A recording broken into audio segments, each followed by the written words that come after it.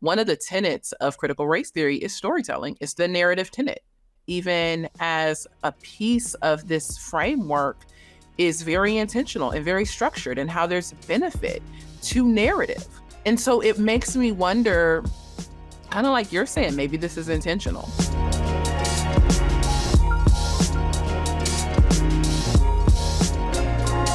And so it makes me wonder, kind of like you're saying, maybe this is intentional. Intentional from those who are in positions of power, positions of, and I'm not talking about like, whiteness or things like that, but just people who have the ear of certain people or certain communities, I will say that. And understanding what narrative is and how to use it and the benefit that comes along with the narrative tenet. Now, I would say Black people overall, the Black community is a very vocal community. We are a community that tells stories. We pass things down the lineage. Remember, Uncle Jim Bob, when your mama told him this? So we're always telling and recounting stories. But I think that we have to consider the stories that we tell and what is the collective benefit of the story that we tell. Yeah. Yeah, I agree. And I think it's also, we tell stories, but we also have stories told about us and to us through like Hollywood. The movies they choose to make about Black people, right? Is usually rooted in oppression and slavery and overcoming and racism and all it's a constant barrage of the same type of story over and over and over again.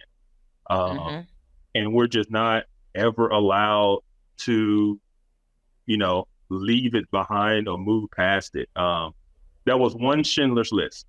They made it one time and they moved on. We continue to make that movie over and over again about our oppression and our, suffering and all of those things. And it has an effect when we run to the movies to go see movies like The Help, 12 Years a Slave and all of these things. Amistad and it brings back all of those feelings and emotions, and we relive them.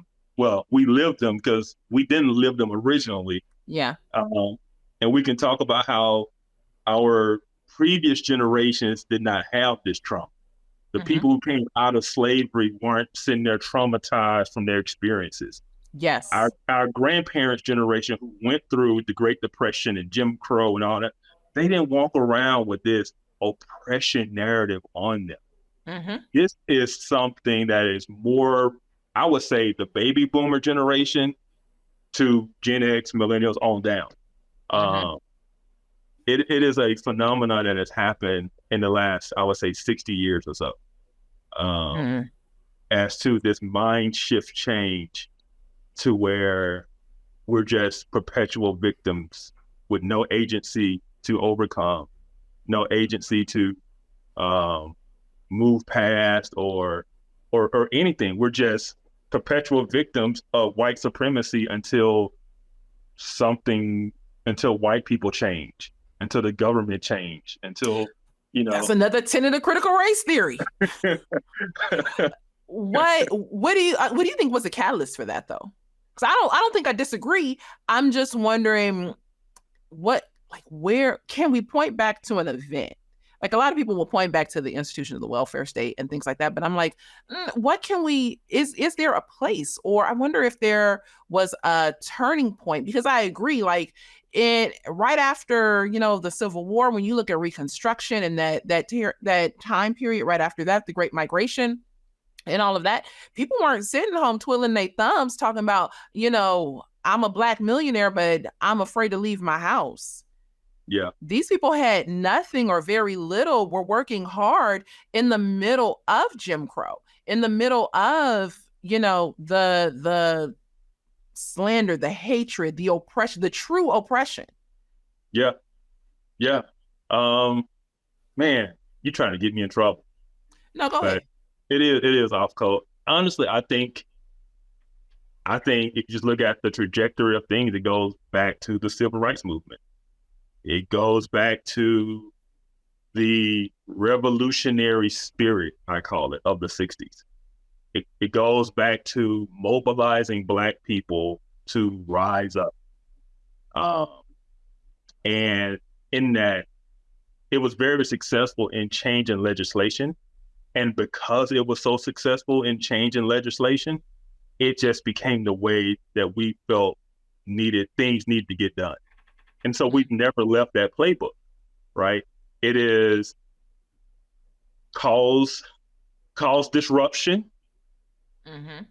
cry injustice, and play on the guilt of the populace to get what we want, right? Wow. And it is constantly using our grievance as our political leverage, right? And so therefore we can never give up our grievances.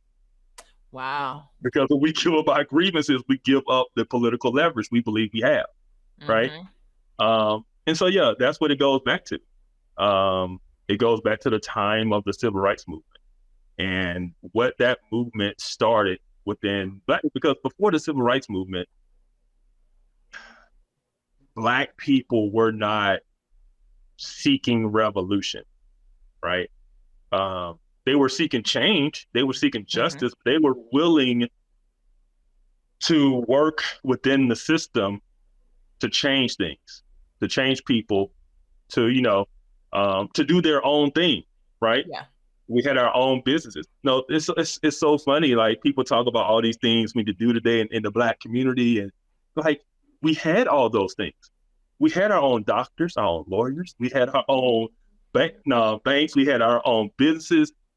Like, we had the Black community, our own grocery stores. And what changed that was this idea that we needed to integrate. And once we sought integration and we started having the ability to go to the white man's store, as we'll call it, Black businesses started to die because that seemed to be more attractive over there than what we had. And so, yeah, that's it's sad to say, but that's just really where it started. And it's one thing because we really benefited from one aspect of it in the Civil Rights Movement and the Civil Rights Act. But I've always asked the question, what did we give up to achieve that?